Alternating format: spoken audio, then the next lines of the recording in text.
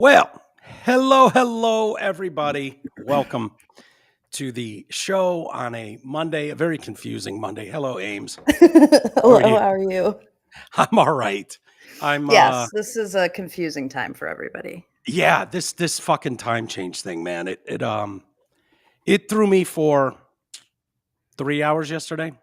Yeah, you and Like, I seriously? were having a. You literally thought that I was fucking with you. I did. No. I 100% did. I was like, she's fucking with me now because I can't put that past you at all. Like, for sure, No, you cannot. could. It was a reasonable thought. So here's what happened. I'm like, okay, so briefly, half the year I'm 3 hours behind you guys. The other half of the year I'm 2 hours behind. And so for the last, I don't know how, whatever, 6 months, I've been 2 hours behind my normal time of Eastern Standard Time. By the way, Eastern Standard Time is the time you want to be on because people out west, they just communicate in Eastern Standard Time. So it's really weird. That's just what you get. Everyone's like if you're watching football games, if you're watching golf, whatever you're watching, it all starts Sunday at 2:00 Eastern Standard Time. It never comes into play. Yeah. You know, locally they'll do it and they'll be like at 1:00, and then I'm like, I'm always stuck on 1:00, what, Eastern time? Yeah. And my brother's like, no, 1:00 here. I'm like, okay. It's just not a thought. If you're in Michigan, if you're on the East Coast, it's just not a thought. Yeah. Whatever the time is, it's like, yeah, everybody else can fucking adjust. Let them deal with it. Who cares? Yeah. Well, Arizona doesn't do the time change. Which I respect. Yeah, there's a few crisscross applesauce tribes that do, and it has to do the Navajos. Yeah, it has to do with sun and beating down and really hot, and when you're living in a teepee or something, I don't know. Yeah, something like along farming, along those lines.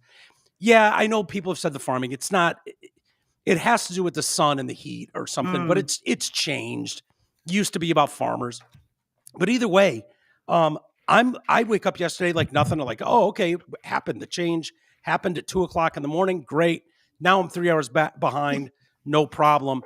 Well, I'm looking at my clock. It's like 2:00 in the afternoon, and I'm like, just double check. I'm like, Ames, it's 5:00 where you are, right? And you're like, no, 4:00. Like, wait, what? No, I was 2 hours behind. Now I'm 3 hours behind. That's just, and you're like, no, it's coming up on 4:00. And I'm like, yeah, no, that can't be. And I'm like Googling shit. And I'm like, it never dawned on me. And the thought never even crossed my mind of everything. I'm like, okay, obviously Amy's fucking with me. Or I always get confused with Sunday at 2 a.m. And this is like, okay, you mean Saturday night at 2 a.m. when the right. bar closes. So maybe they mean like they're playing it for dumb people who go, no, Sunday at 2 a.m. Midnight, like, no, I'm almost positive about that. Well, no, my phone changed with daylight savings time was the problem. So my phone thinks I'm still in Michigan and it's like, yeah, you've always been in Detroit. So yeah, let's time change. Let's go. And I'm like, so finally I looked and I was like, what fucking time is it in Arizona right now? And they're like, yeah, it's 2:00. I'm like, yes. Not 3:00. You forgot to set your clock location. Yeah. So I had to go in and set go through all the steps and just take it off the auto is what I had to do. And then it immediately recognized, Phoenix, Arizona. And it's changed like that. But yeah. So it was like driving me nuts yesterday. I'm trying to, I don't know. I'm one of those people that likes things the way I like it and then leave me alone. Mm-hmm. And so it's like, don't any curveball thrown in my royal direction is a problem. Yeah. And, and then you had me questioning myself. I'm like, yeah, I'm looking at the fucking time. And then I was like, let me go look at my stove clock because that one hasn't changed yet. And I was like, okay, yes, confirmed. Yeah. You were confusing me. And then I'm in Texas right now. And Which so I'm used to going at 5:00. So Mike texted me, he's like, okay, 5:00 Eastern. So I'm just like, diddy bopping around my hotel room thinking I had 40 minutes to kill. And then saw a text from you that was like, are you coming or what? Yeah. So, you're like, oh shit. Yeah. I didn't even realize you were in Texas right now. I just got to my hotel room. Yeah, I'm so sorry, but I'm like, how does she not know what time it is? She's there where time is normal. She's where fucking normal time exists. I am How is not. she? I'm like, Stonehenge. She's just a stoner. Yeah, Like, yeah. you just have to deal with Reasonable. it. She's a huge stoner, and sometimes that's what stoners do. I deal with it with the Yes. warden every day. Yeah. So, anyways, how was your weekend? It was good. It was Yeah. Rocky's birthday. Yeah, Went and had a good dinner at Fleming's, love Fleming's. which wasn't cheap. No. But was very good. Yeah, there's a Fleming's out here, and Tooch and I went when he was in town. We were in Scottsdale for one night, and then we went up north to go golfing and stuff. But that one night, it was like, let's go to Fleming's, and we went there, and not as good as I remember it. Like it was It was really good. Yeah, pre-COVID. Like everything since COVID just sucks. Everything. Yeah. And pre-COVID, agree. it was the best food, the best steaks. I liked it better than Morton's back in the day. But literally everything I got there was like, this isn't as good as it used to be. So I don't know. You're the problem, Mike. Maybe. I feel like Chicken McNuggets changed a few years ago. Yeah. Like those changed. Lots of things have changed. And now it's just like this. It is what it is. It's the world we're living in. And the idea that anyone gives a shit is gone, that no one cares. It's trying to make sense of this. If you can find a mom and pop place, you do it. This big corporate, and like I go into a place and it's like, yeah, this is cold. It's like no one gives a shit. No one. And I can't expect the 16-year-old girl working there to give a shit. She has just no. There's no pride in it. There's no ownership in it. There's no like she's coming up the chain working with her family. None of that exists anymore almost anywhere. And so I think that it's just, it's a tired take, but that's kind of what you're seeing. At least I am play out everywhere. Yeah. It is what it is. That's a dope hotel room they got you in. Thanks. That's not bad. 2-room. Yeah, ask them what that color is, that blue. I might want to do that. I will be sure. You might be able to go on a Hilton hotel and find out what Sherman Williams color they use. Yeah. They never get that right when they try to match it, but they get it pretty close. Lot going on in the world. I'm doing my best today as I prepped. I had to take the warden to drop a car off. Of course, she got the day wrong because, again, Stonehenge. She was supposed to drop it off this coming Friday, but no, we dropped it off now. And too bad, because it was a fucking hour-long drive to Mesa. So it wiped 2 hours of my prep out. So doing the best I can, but it was funny when I got home and I was looking at the ESPN coverage of the Arnold Palmer Invitational. Did you see that hiccup? No. That went on. They were, I love the way the press does this too. The Arnold Palmer Invitational was briefly interrupted by offensive comments about Trump and his political rival, Texas Rep. Al Green. So Al Green's taking it like the Geico caveman comparisons. It sucks. Saddam Hussein. Oh my God. Antonio Brown's. That was so funny. Post. So good. It sucks because the guy's black. It's like we all have to, like, parody has to go out the window. Comedy has to go out the window. Like, it's kind of coming back, which is great. Because if he was just a white guy that looked like the Geico caveman, like there would be no problem. You just throw that out there and do whatever you do with it. Right. You would do parodies of it. But now we have to pretend like this is off limits. I'll play the parody in a minute, but here's the clip. Garrett, if you have that there, the clip at the Arnold Palmer Invitational, and it's let's see, it's during Friday's second round. I don't know why this is popping this morning, but it is Friday's second round. This is down in Florida, and ESPN Plus's feed showed Xander Schauffele. Is that how you say his name? Schauffele?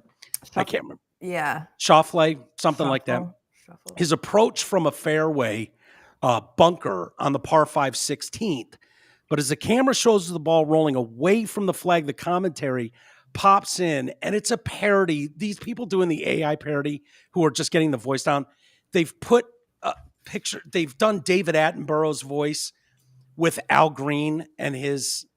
So it sounds like David Attenborough in the wild. He's talking about a bird or something. But here you go. All about contact here. Remember, that pin is all the way in the back right portion, up on that shelf. Will it stay? Yet Colonel Sanders is obviously very angry with Trump, but why?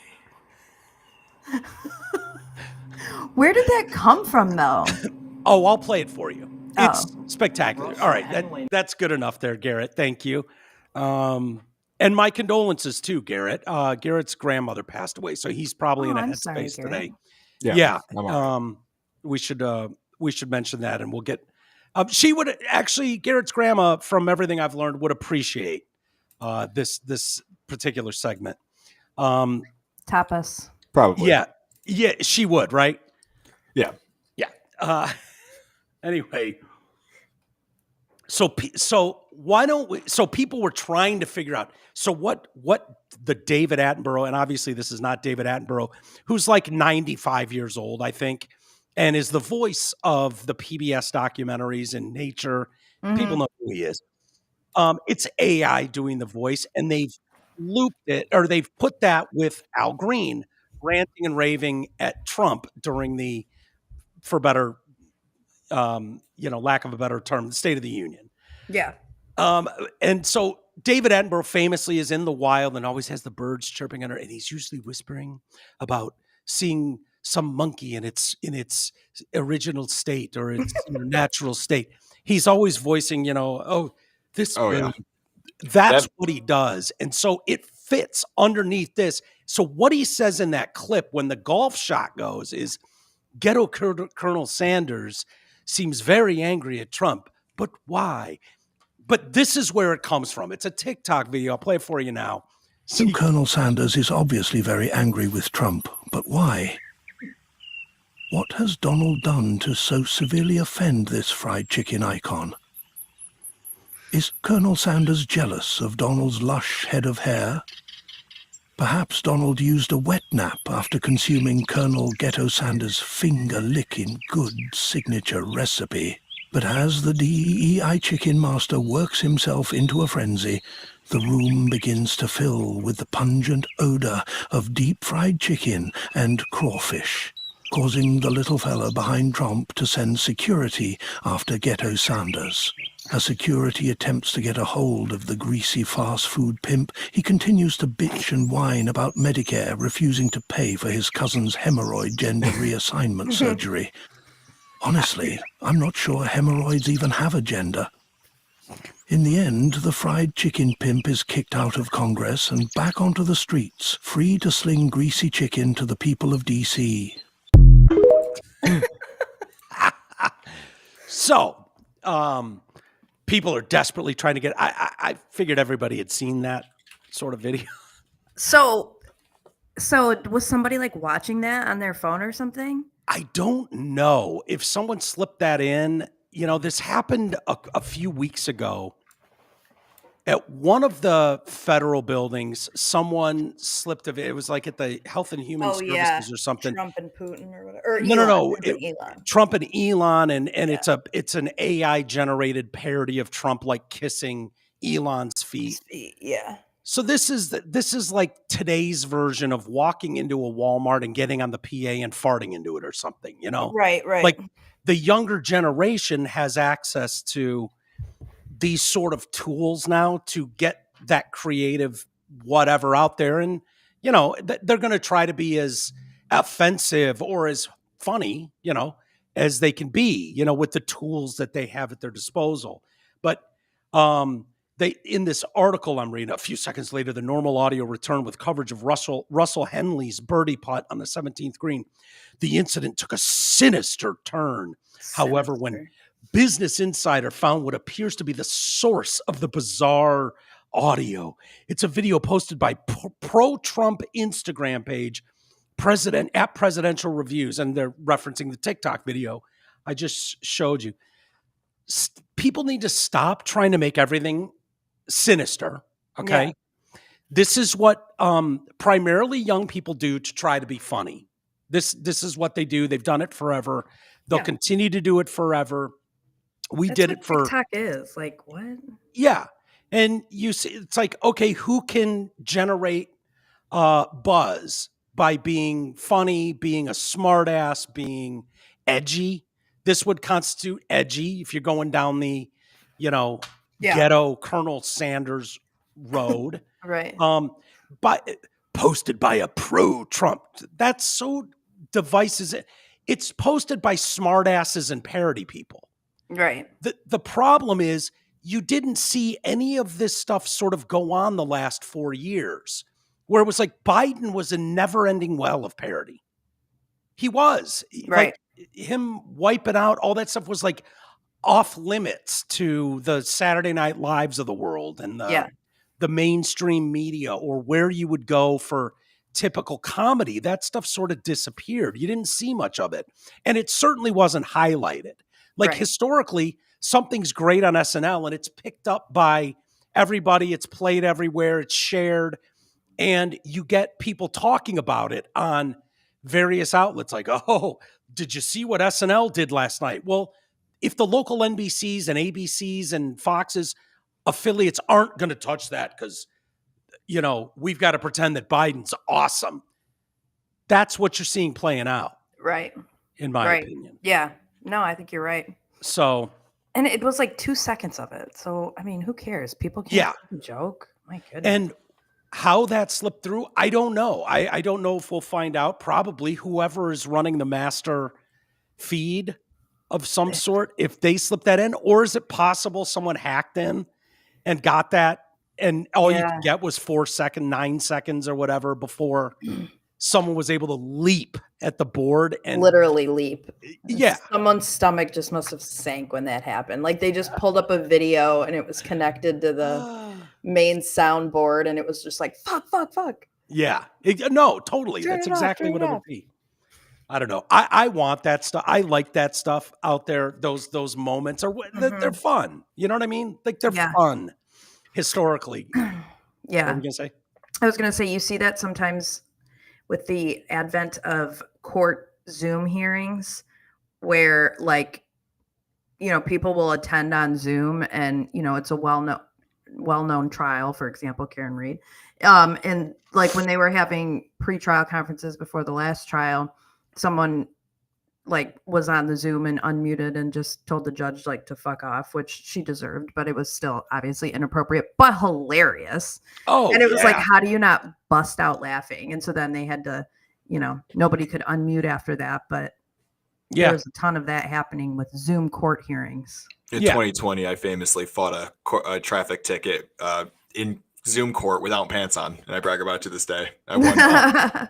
Like, dude, I got the fight in court without pants on and still win. That's awesome. Just Zoom court. Zoom court would be lead to all types of stuff. But there are some of the funniest Zoom court hearings that people have recorded that just have gone off the fucking rails. Like people are just they don't understand that they're in court. So they just act so disrespectful. Yeah.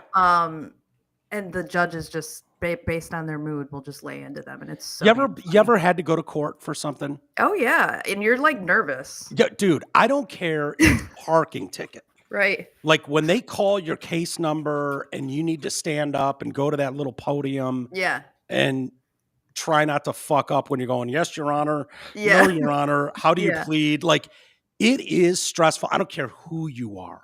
Mm-hmm. It is a stressful moment for sure. And that probably is, I mean, I guarantee it's lessened when you're doing it on Zoom. Mm-hmm. But we live for those moments though. When my whole life, you've lived for those moments when, something that's not supposed to happen, whether it's a nip slip at the Super Bowl or Al Green makes a fool of himself, screaming into a non-microphone about Medicare, making it about himself. But parody comes from those things too. Right. Remember that lawyer that had that cat filter on and he couldn't figure out how to turn it off? Oh my God, dude. I am not a cat. The best one is the best. What? I was going to say the best one to this day is the guy who went to go fight a suspended license in traffic court, and he was in the car the whole time driving. Oh yeah. Oh, this was in Michigan, Yep. Ann Arbor. Yeah. The cat head one you mentioned is fucking great. With So funny because his or eyes are Michael, like moving, like he has no idea what to do. Yeah, was it Michael? Not Avenatti, but it was Trump's lawyer for a while. What was his name? It was? Well, he did one too.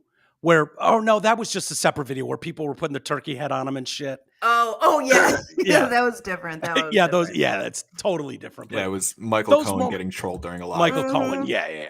Those Those are fantastic. Was hilarious. Fantastic. See if you can find that one, Garrett. Yeah, it's one of the. I mean, that was so dang funny. Oh my yeah. god, he was Is that actually so the video, mad. or is that the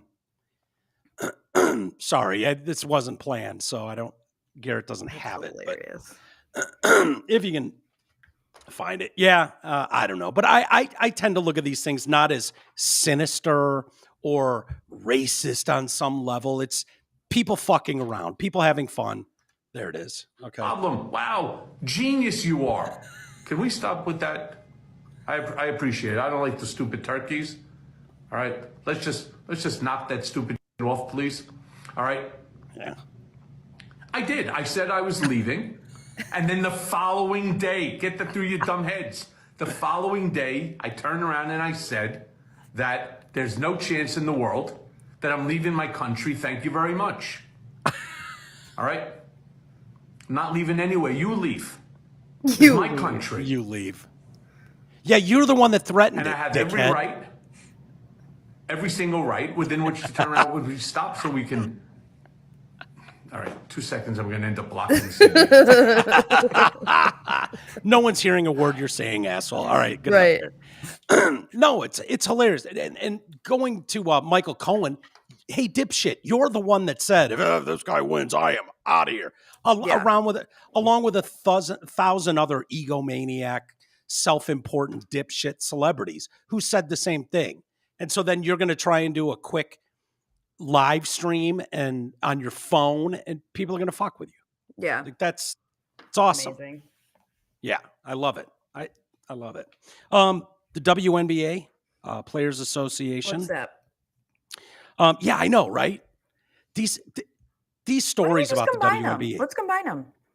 We should combine the WNBA and NBA. There's no difference, right? Right. I bet Caitlin Clark would be a boss in the NBA too. Yeah. Wouldn't I mean, she would blow out games. She'd easily play like the fourth quarter, I would think. Yeah. She might get some time in the first half. I mean, if Bronny can get time in the first half of a game, Caitlin Clark probably could. Oh, for sure. She'd probably. Who do you think's winning one-on-one, Bronny or Caitlin Clark? I think the fairer question would be who would win one-on-one, me at 18 years old or Caitlin Clark now? And that's a legitimate question. Yeah. Like, I'm not even kidding. Yeah. I bet I could guard her, and I bet she would struggle to guard me when I was 18. Obviously, now it's a mess. Right. Yeah. But Bronny would fucking destroy her. It's not even close. Like, destroy. Like, is what it is. So, the WNBA Players Association, October 24, opted out of their collective bargaining agreement with the league, which didn't they just get a new one? Well, this led to potential for labor disputes, possibly even a lockout. Oh, God. I wonder if we'll survive. That possibility even became more real after recent comments made by one of the league's premier players, Angel Reese. I guess she was a rookie last year. I've never seen her shoot a basketball. So yeah, I only know because of the beef that she had with Caitlin Clark. But right. Was that a race thing? Yeah, well, naturally. Yeah. So she, during an episode of her podcast, said that she's heard that a player strike could occur if the league doesn't acquiesce to what the Players Association wants or demands. I need to be in the Players Union meetings. Nice. Coming into the league as a second-year player. Smart. I need to be in those meetings because I'm hearing that if the league don't give us what we want, we're sitting out. Fellow NBA, WNBA, and Dallas Wings star. Really loose with the word star these days. We are. DeJounte Carrington. I'm sure there's lots of people that Sure. have Yes. posters of DeJohn posterizing young girls as she's coming up Totally. For a the layup. ranks. Yeah, right. I'm sure you've all seen her with a dope ass layup on top 10 greatest plays you've ever seen in hoops history, whatever ESPN's doing. I got to tell you, as somebody who has fake eyelashes on at all times, Holy shit. mine are not like that. No. But to have lashes that are like that and play in them, which a lot of these ladies do, and like fake nails, is the craziest thing ever. Yeah. It's so insane that they do that. Well, do they come off easy? Depends what mine are like extensions, so they're kind of on there. But like if you just have like glue on ones, those come off relatively easily. Yeah. I ate a couple in my pool once. Yeah. That someone, that there was a Something female. fell off. Yeah. A lot of guys don't wear those. I don't know No. what She that's about. yeah, like look at on her eye on the right. Like Oh, her Jesus. big ass eyelashes. I don't know. There's some like in college, especially. They might have some rules in the NBA about what you can do. But if you look at some college players and like their nails and their lashes, I'm just like, how are you even playing sports like that? That's It so looks like It's one of her ridiculous. lashes fell off already. it does, doesn't it? What is the point to this, Amy? Honestly, I don't know a single guy. Jay and I used to joke about this. Like, I don't know a single guy that's like, dude, when you see her eyelashes, you'll get it. Like, I don't understand big goofy eyelashes like that. I will say, like for me, I grew up wearing them because of dance. Like when you're on a stage, it makes a big difference to have big eyelashes like that. it For does. me, for me To and who? my The audience. to the Like- audience. Like you have Okay. to wear stage makeup, otherwise you just look totally like washed out because there's so many lights up there. So you have to, otherwise you're just going to be this like pale ghost. Yeah, dancing around I on sort of stage. get that with makeup, but I don't know. I've never understood the But- eyelash thing. Like for me in my everyday life, like right now, like I have an eyelash appointment every 2 weeks. I go and I get my eyelashes filled. I have no eyelashes. And so if I can remove having to do my eyes for a makeup routine, saves me a ton of time. And like, that's the one thing to me that makes a big difference in my appearance is having eyelashes versus I feel like I look like a bald Kermit when I have no eyelashes on. So I don't know. It's just I seriously can can't promise you that I don't do it for you or Yeah. Rocky or any other guy out there. I do it for me to make my life easier. Okay. All right. If you Oh. say so. Yeah. So anyway, the WNBA, I'm reading this story here. WNBA experienced a boom thanks to, in part to Reese and Indiana Fever guard Caitlin Clark. In their first seasons, the league announced 2.35 million fans attended games. That's the highest total in 22 years. An average of 657,000 fans tuned in to watch WNBA games, highest in 24 years. And the uptick immediately paid dividends for the WNBA, which in July announced an 11-year media rights deal with Disney, Amazon Prime, and NBC Universal, one worth over $2.2 billion. I would think you probably, if you're being honest, it's a subsidized league. You probably have way more than $2.2 billion in debt, to be honest with you. But whatever. I'm sure that contract has something to also do with the NBA. Like, Yeah. hey, we're giving the NBA this TV contract and they're forcing us to also air some WNBA games as part of like the package. Of course. That's what that is. And Of a course. way for the NBA to allocate money to that division of the NBA. But until Angel Reese or any of these people like, oh, you want to come to the meetings? Okay, come to the Yeah. meetings. This is going to be the first question posed to you. Why should we give you a raise if you have never made money Yeah. in your entire In fact, you've lost history? money every year. Like, you people have got to think about this in the context of business. Yeah. That's first of all, that's what it is. If you had a company that every single year lost money for 20 plus years and was subsidized by its brother league, like you would not, no, you don't have the leverage. You don't get to go in and go, I want private flights and I want more money and I want this and I want that. Better Well, that's- hotel rooms. Yeah, that's fine and dandy. Like make some money and we'll talk about it. Yeah. No, But they were demanding I mean- stuff like travel, nonstop. like shows you the level that they're dealing with. Like, look, anything we can do to save a buck in this miserable existing league. Like, you have 3 stops on your way home. Sorry. Why do I find that so funny that they had layovers? That's hilarious. They couldn't even get them. That is fucking funny. Yeah. It's like, yeah, you're playing in some fucking high school gym somewhere, or, you know, like whatever. Okay. Yeah, we're still doing it. Or you're on a bus. You're on some shitty bus. Yeah, you know, they were all excited when Caitlin Clark. That's why I feel like they had a new agreement last year because they got private planes. Did they? Or charter planes. I mean, that you realize in the 90s that that wasn't the case with NFL teams. Right. Like NFL teams, NHL teams didn't have their own jet. Like it was like a real perk. Like, I remember the Niners had their own jet. Right. The Cardinals didn't. Yeah. The Cardinals didn't have their own jet supplied by the family. Like, no, that wasn't a thing. It was like, holy shit, look at us. We're traveling. Like, we go when we want to go. We're not sitting on Michael Jordan sat in the airport with fucking bags. Yeah. You know what I mean? Yeah. Like, so you want to demand, like, it took the NBA, NFL, NHL decades and decades and decades to build successful. Up. Yeah, to get to that point where it's like, you are that now. Yeah. You had one sort of positive year and you're making all these demands. Yeah.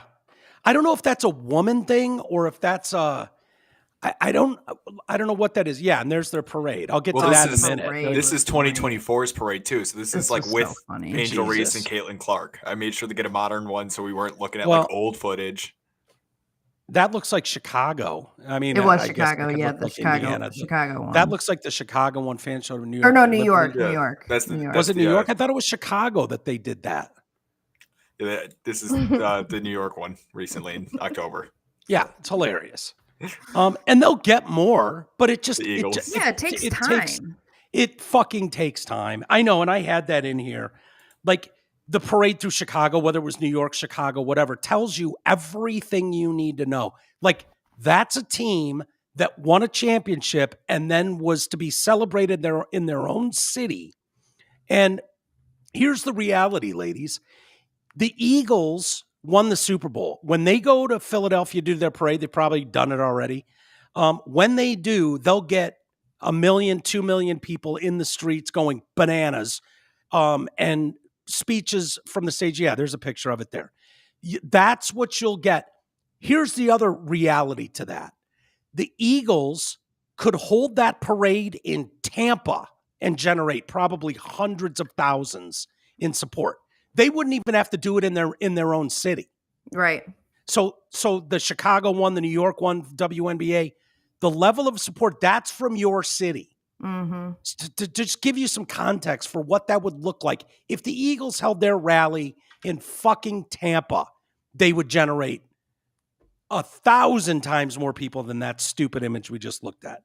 So Sparks star, again, very loose with the word star, Kelsey Plum expressed a desire for the league to deploy a system of revenue sharing similar to the NBA's model, where players and owners split revenue 50-50. So that would assume that for the owners to do that, you're talking about assuming 50% of the risk then as well. So you could get to a situation where Caitlin Clark blows out her knee and all of a sudden you're back to losing an average of $1 million or $2 million a year and you owe them money for the season. Right. So like if you're being honest about it, that's where you'd get. And for the first time in your pathetic existence, you have a potential savior. And it happens to be a white bitch. I'm sorry. It just does. That sucks. But for the first time ever, it's not a black lesbian. It's not a trans woman, but an organic, merit-based female. Okay? Yeah. That's what you have. How did she get there? Again, it's just like with pot, like, how do we get the next Joe Rogan? Well, you got a real problem. You got an authenticity problem. That's why you can't. You feign outrage at every turn. You feign outrage instead of chuckling at something and moving along. You act like the permanent victim of things. Right. It's the same thing with this. Authenticity matters. What does Caitlin Clark have? She just balls out. Yeah. She just balls out. And Yeah. look what happened overnight. Yeah. Something sort of worth paying attention to. We'll see where it goes. You know what, though? Like, something I've noticed about the WNBA, which is why I will literally never watch. I mean, aside from the fact that I don't find the product all that entertaining. No. There's so much drama in the WNBA, and I realize that there's drama in the NBA, but it's different in that there's this sense of like, well, wait a second, you don't like us, you don't support us, you should love us. Why don't you like us? Oh, well, she's black. Oh, well, she's white. Oh, well, if you don't like her, then you're racist. And oh, why don't you watch us as much as you watch the men? And oh, why don't we get? And it's like this sense of like, I don't know, like they expect too much out of us, and it's they feel like we owe them something, and it's like, just put a good product on the court and we'll watch. It's so simple. Yeah. No, but they're never going to do that. And it's just so like this thing, like Caitlin Clark falls into your lap. And I would say that's as close to merit-based as you're going to get. She balls out, falls into your pathetic league's existence. Like that, like take that win, just take the win and run with it. See what you can build from it. Like for the first time in this DEI league's history, you have someone who organically can sell jerseys. She can sell a few jerseys. She can get a shoe line. Are men going to support that? Probably not. I don't know a ton of men who are going to run around wearing the latest Caitlin whatever's tennis shoes. I can't imagine there's a lot of guys dying to do that. But you would think chicks would be going crazy. Stop wearing Jordans and start wearing Caitlin Clarks. Like, if you want to show support, don't buy a LeBron jersey. Go buy a Caitlin Clark jersey or an Angel Reese jersey. That like, so for the first time in this league's history, you have someone that's capable of selling a few jerseys, selling a few shoes, tickets, concessions, also can sell tickets out of town.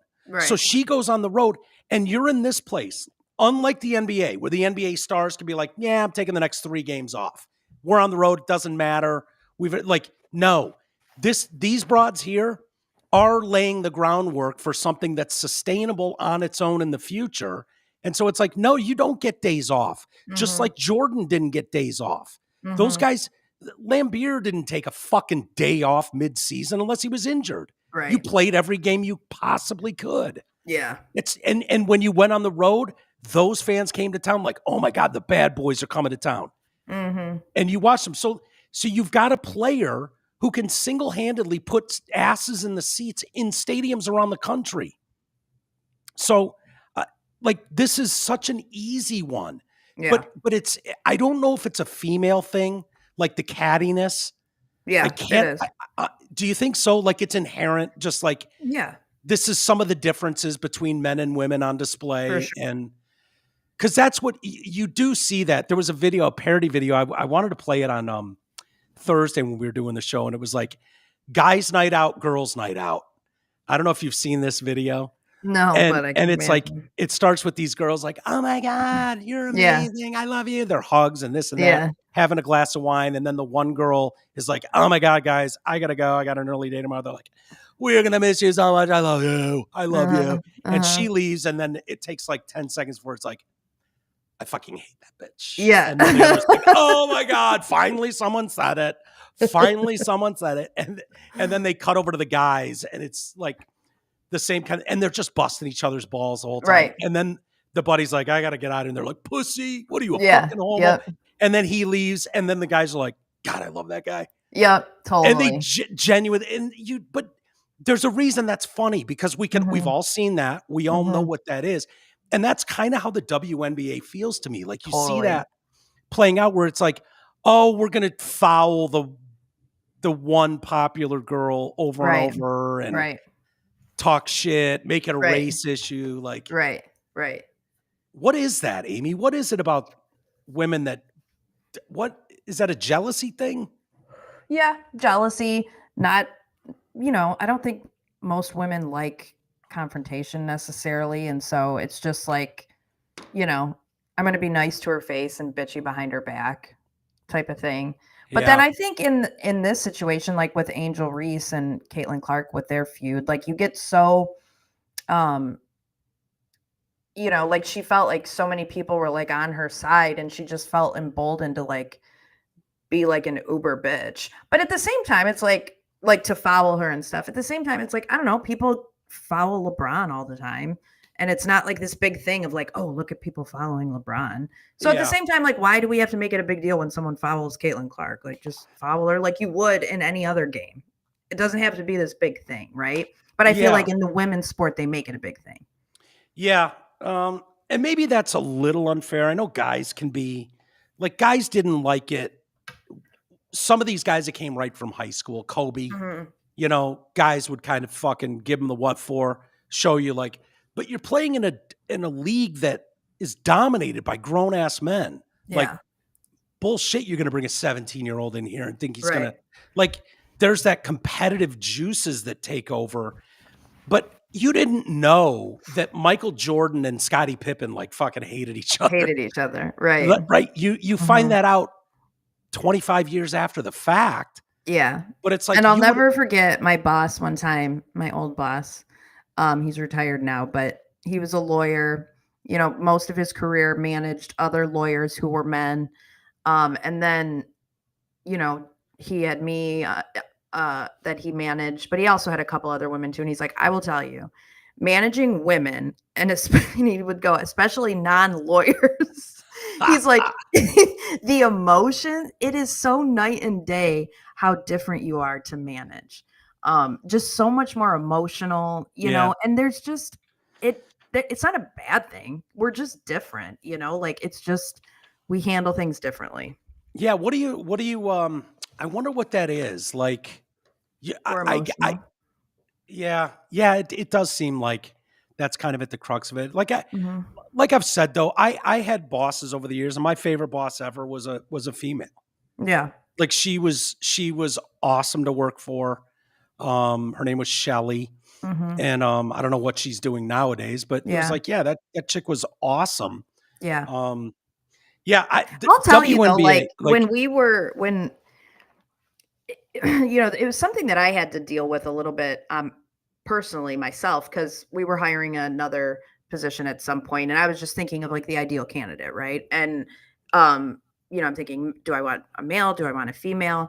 And I'm thinking of, okay, if I have to have, it's somebody that doesn't necessarily direct report to me, but I work a lot with them. And so I'm just thinking like, I have to be in a position where if something goes wrong, I have to be able to confront them and talk to them about it. And I'm like, naturally, just if I approach a woman, it's going to be a more difficult conversation than if I approach a man, because women are just emotional, and it's not just whoever the other woman would be, it's me too. But like, it becomes this thing of like, well, you can't criticize me, or why are you criticizing me? Are you just jealous and this and that? Versus like a guy can just be like, okay, yeah, something's wrong. Let's talk about it, and let's just nail it out and move on. Whereas women can be difficult, and it's like, we'll feel threatened if another woman is coming to them and saying, hey, this happened. Can we talk about it? Can we try to iron it out? We'll get more defensive and that sort of thing. So, I mean, it's not and I'm in that camp too, so I can't. Right. And it's not a blanket for all of them. No, obviously, it's not. there's no. When you're talking about like by and large, what you see, is kind of like you'd be crazy to even argue with that. Like, that's just the reality of it. I don't understand. Like, I think if you were in the NBA and you had a league like that was struggling, and then your star went on TV and was started, like, I would think people would get into a collective bargaining meeting with them and go, are you fucking out of your mind? This league is barely hanging on, and you're not helping. You have zero leg to stand. Like, I don't get the idea that anyone would feel comfortable taking these women, these ladies, and going, here's the history of your fucking league. You have gotten your asses handed to you. You've been a national joke for 22 straight years, 25 straight years. You've lost money. The first hint of something going your way, you want to act like you're big shit and you've been here the whole time. Ain't how this works. Yeah. I don't know if anyone can say that to them. They're going to keep getting mocked in the public doing this, behaving this way, instead of being grateful for like, holy shit, people are paying attention to us a little bit. Yeah. Yeah. And there's this, the entitlement is just so bizarre to me. I can't understand it. And then when you call it out to just, you can't apparently call it out because then you're attacking women. And it's like, no, I would call this out in any situation. Of course. And again, comparing it to a business, if you are in a business or work for a company that has never made money and you've only lost money, good luck even putting a coat or a business class ticket on your expense report. Like your ass better be sitting in the last row of coach on like Frontier Airlines. Red if you eye. work for that. Yeah, exactly. Like you're stopping at all the places. You're not sitting in the lay down seats on Delta One. Right. Yeah. It's wild to see. It's, you know, we have done this like ESPN back when I was a kid, when I was, you know, teenager and stuff. ESPN was the go-to. That's where you went to find out what was going on in the sports world. They wouldn't dream of putting up not one a year play of a college women's basketball game would make the cut. Never. They just wouldn't do it. It was like, no, it's merit-based. These are the best plays of the day. These are what we're covering. Like you watch it now, it's hilarious. Yeah. Like the public is scrambling for Dying these to hilarious. And if you were covering it truly, Twitter will show you WNBA highlights and they're adorable. Totally. They're adorable. And it doesn't mean some of these girls can't shoot. Of course they can. But we all know, wink, wink, what's going on. It's being subsidized. Like like we're all playing along with this game, but it's given them the feeling like, yeah, I'm on ESPN too. I can say, I'll give my 2 cents. And it's like, I don't know if that's the best idea. You know, I think last year, Caitlin Clark did a 3-point contest with Steph Curry at the All-Star game, if I'm remembering correctly. Yeah, you might be right. And I think, she lost, but I think she hung in there. Yeah, she could shoot. Yeah. No doubt. But like play a game? No. Yeah. There's just, you know, I mean, it's the physical differences in men and women about where our, you know, core is, where our core balance is. And in men, it's in the shoulders, women, it's in the hips and the waist. And so, which is why you're never going to get one jumping out of the gym. Right. And so, you know, you can get some 6'8" weirdo that can sort of dunk a tennis ball. Like, yeah, whoa, that. Like we've seen what these men can do. We've seen what a 5'7" guy who's genetically different than the rest of us. Look at Spud Webb and what he was able to do in the end. Like genetically, find that woman. I guarantee people will watch. They will. You're not going to find that woman. You're just not. Like she doesn't exist. Right. Sorry. What are you eating? I'm just eating these cashews. I don't know what the food situation is where we're going after this. You guys got a dinner? Yeah, tonight it's like a bowling thing. Oh. Yeah. And then even on the agenda of this event, like we have an agenda of every day. At the end of today, it's like 9:30, go to bed, got to get up early tomorrow. And I'm like, no, you're just pissing me off, kind of. I'm an adult. Yeah. These are also vacations. I don't have a problem with. I'll be in bed by 9:30, but still, I don't want to be told I have to be in bed by 9:30. Yeah, that's kind of absurd. Those ones Mark and I used to go to, there was no fucking chance when they would do the morning show, like symposium on, you know, guests or whatever they were doing. And it was like 7 a.m., 8:30. It was like, wake me up for the 3 o'clock ones. No fucking chance I'm going to any of those. Or it's like breakfast is from 8 to 9 and opening remarks are at 9. And it's like, okay, I'll see you at 8:45. Yeah. I don't need an hour-long breakfast. No, in a hotel room. This lady here, indoor track championships in Virginia. I don't know if you saw the highlights of those. We have some a little dust up here. Layla Everett was seen striking Kaylin Tucker during the 4x200 meter relay event, Class 3 state indoor championships. Tucker was running the second leg of the relay for Brookville High when she passed Tucker of Norcom High on the outside.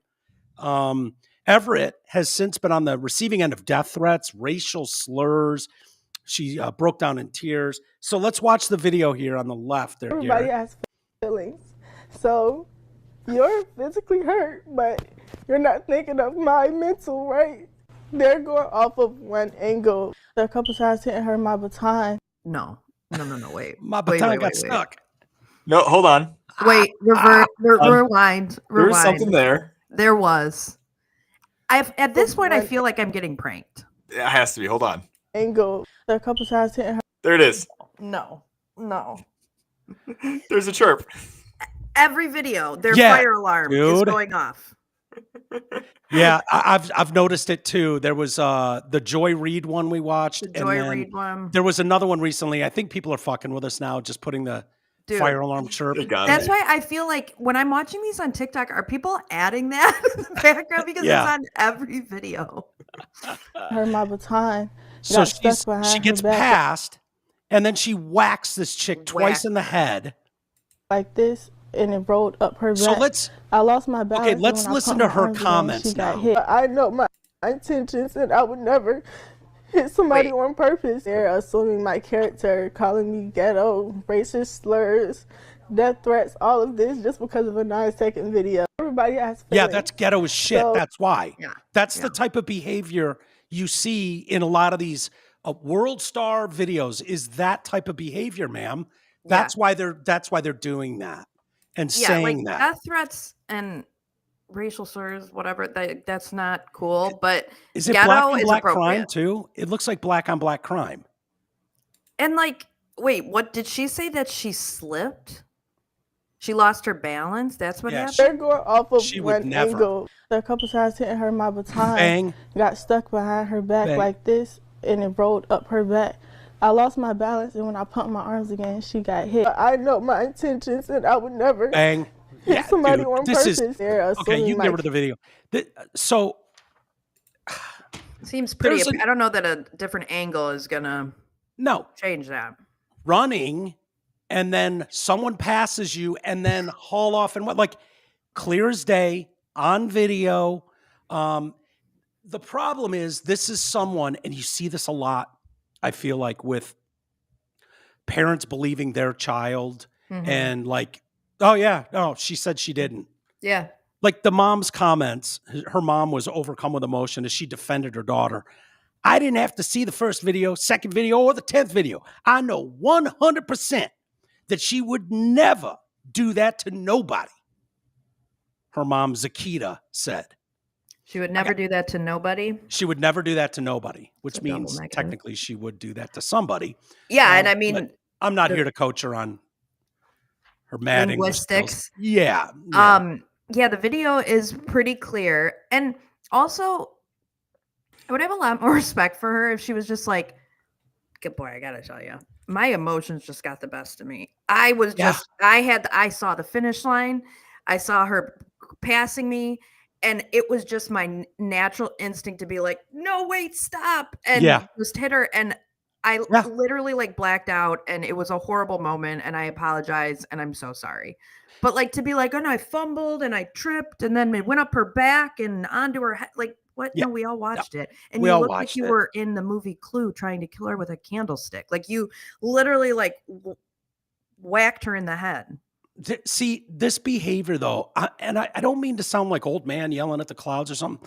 Like if you did that in the state championships in front of your parents in 1980, for instance, your dad would come out of the stands and drag you by the fucking hair off and be like, you're shaming the family name right now. That was such bullshit what you just did. And they would literally march you over and make you apologize. And you would be taught a valuable lesson about, that's the whole point of sports in a lot of respects is learning the value of teamwork, hard work, fair play, how to, you're grooming these people to be decent human beings. When the mom comes out and is like, I know 100% she would never do that to nobody. It's like, yeah, mom, you're part of the fucking problem. Right. Like Right. Instead anybody of with just eyes could see admitting, what like, happened. Clearly she has an anger issue happening. She can't handle losing or some combination of the two. But I mean, Yeah, like it should be a teaching moment. Like, okay, clearly your emotions got the best of you. How can we fix this going forward? Instead, not You'd my be kicked baby. off the team, dude. I'm sorry. There's no way that girl's dad is. I see what you did there. Like you would have been kicked off a team though, like a coach. You coach some high school girls. Like there are certain behaviors, and I don't know, taking a baton to the head of an opponent would be one of those where it's like, we could try this again next year, but you're off the team. You're fucking gone. Yeah. Or you're gonna sit here and you're gonna watch, and you're not gonna do a damn thing all year. So Newcomb High was disqualified following the incidents. Racism, obviously. Afterwards, Tucker, the other girl, said, I still can't believe it. I'm in shock. I'm still trying to take it all in. I can't believe it happened. Why did you do it? And why haven't you apologized? So she was treated for a concussion, possible skull fracture. I don't know how heavy those batons are. I think they're like either, actually. metal or wood or something. Probably, but you whack someone over the head with it. I imagine it being the equivalent to the lead pipe in the movie Clue. Not that I've actually held a lead pipe either, but that's what I'm envisioning. Yeah, I imagine it's got some heft to it. I think they make quite a racket when you drop them. I looked it up. The average track baton is about 12 ounces, so a little under a pound. You can do some damage, and they're made of aluminum. Oh, hell yeah! So it's a metal. Yeah. I thought they were metal. Yeah, because they cling when they bounce. Yeah. Tucker's mother clinged off of her skull. What's that? I said it clinged off of her skull. Yeah, for sure. Tucker's mother, Tamaro, sweet name, Tamaro, said no apologies, no coaches, no athlete, no anything. Even if it was an accident, which I don't believe it was, nothing. Yeah, therein lies your problem. That's how you continue that behavior. When you see shitty parenting, it kind of leaps off the page, and totally. Then you just do. We're all familiar with it, and it just seems like where it used to be kind of a symbol of like, oh yeah, that family. Their kids are kind of feral. There was usually one in the neighborhood, where it was like, yeah, there's a feral kid in the neighborhood whose shit parents don't do a proper job of bringing them up. But now it seems like, oh no, you're the weirdo who holds your kid accountable or, properly brings them up to be a decent person. Like you have a 17-year-old in high school who doesn't know how to behave and doesn't know how to take ownership when they fuck something up. Because I think you're 100% right. To come out afterwards and go, my emotions got the best of me. Remember where we are. We're at the state championships. I saw third place fall to fourth, which, as you know, doesn't come with a medal. And I saw someone start to lap me, and guttural reaction took over, and this is going to be a learning lesson for me. I'm so sorry to her. I hope she's not hurt. Something. Exactly. There's no room for this in the sport, but no, she's going to cry because she's obviously the victim. How could you do this to me? Right. And now I'm getting death threats and people are saying racist shit. Call me it was a ghetto fucking move. Sorry, sweetheart. It was ghetto as shit. Sorry. It looked like one of those videos where people are pulling 30 weaves off chicks on a front lawn somewhere. We've all seen the videos. They're hilarious. And that's the term that comes to mind. I'm sorry people are throwing that at you. That's got to hurt, but there is an opportunity to learn something here, and it doesn't help. You should ignore your mom. Because what your mom said about you, 100%, she would never do that to nobody. Well, 100% she would, because we watched her do it to somebody. Yeah. And mom, you're failing. Yeah. Hate to tell you. Moving on to other stories, I wanted to make sure we got to a couple. Marco Rubio announced, and then that leads here. Sorry, I'm trying to reshuffle some stuff here. Marco Rubio, Secretary of State Marco Rubio, announced that 83% of programs at U.S. aid are being canceled following a 6-week review. The 5,200 contracts that are now canceled spent tens of billions of dollars in ways that did not serve and in some cases even harmed the core national interests of the United States. The remaining 18%, around 1,000 programs, will be administered more effectively by the State Department. Thank you to Doge and our hardworking staff who worked very long hours to achieve this overdue and historic reform. Elon Musk called the cuts tough but necessary. The important parts of U.S. aid should always have been with the State Department, the Department of State, Musk said. Rubio, he led a review of grants and awards at the State Department, resulted in $60 billion in savings for taxpayers. They evaluated over 9,100 grants worth over $15.9 billion. At the conclusion, led by career FSOs and reviewed by senior political leadership, including the secretary, over $4.4 billion were identified for elimination, blah, blah, blah. Rubio's press team accused USAID of straying from its original mission of responsibly advancing American interests abroad. It is now abundantly clear that significant portions of U.S. aid funding are not aligned with the core national interests of the United States. Yeah. I'm sure people will flip out over this. This doesn't shock me. From what we're learning, it sounds more and more like U.S. aid was the CIA's arm of doing shit that they couldn't put the CIA stamp on. Yeah, and it was basically unchecked. Right. Unchecked spending. No accounting. And that's what happens when you have unchecked spending is like, and then someone dies and it just goes on forever and ever and nobody ever asks a question or yeah. It's very hard to take money from people when you've consistently given it to them. But yeah, and it's going to be hard. It's going to be hard, but hey, there's still 17% that apparently were worthy causes. So I'm sure that's feeding the hungry. Yeah. I'm sure the feeding the hungry is not the one that got cut. This idea too of going in, like, oh my God, they're just willy-nilly, just throwing out the baby with the bathwater. It's stuff like this where if you read it all, you go, okay, all right. Well, they've recognized that there's this amount. I think of my mom talking about cleaning. Like I would get all stressed out when she would come over and help me. Like, you got to do something about this closet. Yeah. And I'd be like, I cleaned it. It's good. Yeah. And she'd be like, no, it's fucking disaster. Yeah. And I'd be like, I'm going to go downstairs and work on something else. And she'd fucking get her hands dirty, her and my sister. It was hilarious. Yeah. And I'd come upstairs and I'd be like, the fuck did you guys, like, everything's out. Everything's out of the closet. And it's, my bed is covered. The floor is covered.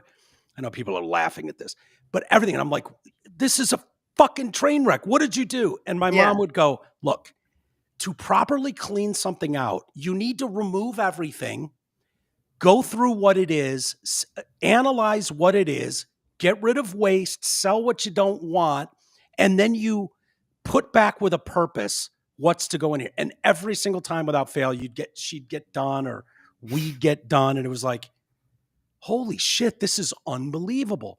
And I kind of get that sense, like while people are flipping out, it's like, yeah, I know, it's the same philosophy of like, yeah, you don't want to see him, making the sausage. Like, this is kind of how you need to get in order to find out that there's 18% that you do need and you do want. Yeah. You know what I mean? And I don't know if that's a fair comparison, but that's kind of what I think. But it's imperative that these people do the hard work, pulling apart and dissecting, but then recognizing the 18% that you can, because there was another story this weekend that got all the headlines. I'm sure you saw it, Ames, about the agriculture secretary cancels $600,000 grant for study on menstrual cycles in transgender men. And I was like, wow, that's brutal.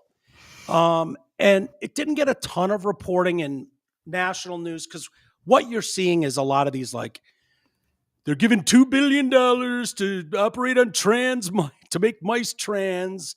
And then you get into the argument about what they're technically doing, what it was. And you find out there's a little truth to both. Mm-hmm. This one is weird. And I don't want to be the person that's like, fuck these people across the board. They're trying to menstrual cycles in trans men, like trans women, like what the fuck? So you read the story. The U.S. Department of Agriculture canceled a grant worth $600,000 to study, blah, blah, blah. The Southern University Agriculture and Mechanical College in Louisiana was the recipient. First occurrence of menstruation occurs at approximately 12 years of age and ends with menopause at roughly 51 years of age. A woman will have a monthly menstrual cycle for about 40 years, averaging to about 450 periods over the course of her life. That is so gross. I mean, beautiful. Wait, I meant beautiful. It's beautiful, obviously. That sucks. Sucks for you put guys. It into numbers like that. Oh my God, 450 times. Yep. Just jamming that thing in there. Yeah. It fill up. I swear to God, I wouldn't buy a single one. Stand over a drain and just drain out for a week. Wake me up in a week. Yeah, I'm just here draining out. Don't worry about me. I feel like maybe you think that it's like this constant flow of blood, which is not necessarily the case. There would be some instances where you'd be standing there and nothing would be happening. Yeah. It's not just like a constant steady drip. It's not like a faucet. It's not like an oil, like changing the oil on something. Right. It doesn't all just fall out at once. Right. That uterine wall is a piece of work. The study seeks to address growing concerns related to menstruation, blah, blah, blah. So the problem I have is the people that want to be like, my side wins no matter what. Like if I'm on the right, I love this. We're going after the crazy libtards, blah, blah, blah. Like that argument where you get stuff like canceled, all caps, $600,000 grant to study menstrual cycles in transgender men, wrote Rollins, what's her name? Whatever. Wrote on Friday on social media on X. Keep sending us tips. Thank you at App Project. The insanity is ending and the restoration of America is underway. And I'm like, I can't believe someone is spending $600,000 on. I wouldn't say necessarily it's impossible. So I went and I looked up the grant. Yeah. And, maybe it's in the wording that you need to change because you're getting cute with some stuff, but I'll tell you what it is. Southern University submitted this Project Farm to Feminine Hygiene, enhancing the textiles lab for research, extension, and scientific instrumentation for teaching at Southern University. It gives the grant number, the award amount, which was $600,000. Multi-state, no. Project start date, April 15th, 2024 to the end date, April 14th, 27. The grant year was 2024. So then you read it. The first occurrence of menstruation happens at 12 and bitches go through this 450 of them in their lifetime. The next sentence after that says, it is also important to recognize that transgender men and people with masculine gender identities, intersex and non-binary persons may also menstruate. So you're getting cute with the language there. Yeah. Mm-hmm. So if you fall into that, like, no, it's just a guy. Yeah. It's just a guy. No, nothing to see. You're just a guy. That is a man. And if you do that and like lockstep with that cute definition of a man, then you would go, yeah, men menstruate because Bill here. No, we don't need to talk about where Bill came from. And, Bill is going to deal with that going forward because Bill is just a man. Yeah. So but I don't know what that, but then you read on, at any given moment, about 26% of the world's population is menstruating. This project involves research, extension, and teaching components proposed to address the growing concerns and issues surrounding menstruation, including potential health risks posed to users of synthetic feminine hygiene products, FHP, advancing research in the development of FHP. They use natural materials as well as providing hygiene management, MHM, education for young women and girls. The specific objectives of this project to produce 3 natural fibers: regenerative cotton, wool, and industrial hemp, to develop patents for sustainable feminine hygiene sanitary products using the 3 natural fibers. It goes on and on and on. Outside of that goofy sentence in there about men, like where you got all it's more about like DEI textiles and stuff. Right. Like that seems like a legitimate grant. Like we're Southern University, we're studying this thing. Yeah. Like let's make better tampons. Yeah, you want to make better tampons. If you can do Which I was something, wondering why it was with the Department of Agriculture. It was weird to me that was a grant that the Department of Agriculture gave out, but now it makes sense that was the purpose of it. Mm-hmm. So what would that be? Like, if we stick hemp in vagines, there's less toxic shock. Yeah, potential. yeah, I'm sure it's just trying to make a better tampon, Yeah, trying to But make a better ultimate, tampon. and probably something about the environment. I'm sure that that's in there too. Right. But that's. I was actually gonna say this is probably an unpopular opinion, and I don't think that the government should be funding it, but I could be sold on the benefit of studying what happens to a transgender man, which is a woman, what happens to her menstrual cycle once she starts the transition. I would think that would actually be a valid study, that not that the government should fund, but that maybe some of these hormone replacement drug companies would want to study, okay, what happens to a woman's period when she starts taking testosterone, or when she starts doing this and starts doing that. When does her period stop? Because she's supposed to have 450 in her lifetime. Does it cut it in half? What does it do? To me, I think that might actually be a worthy study. Amy, I totally agree with you. Yeah.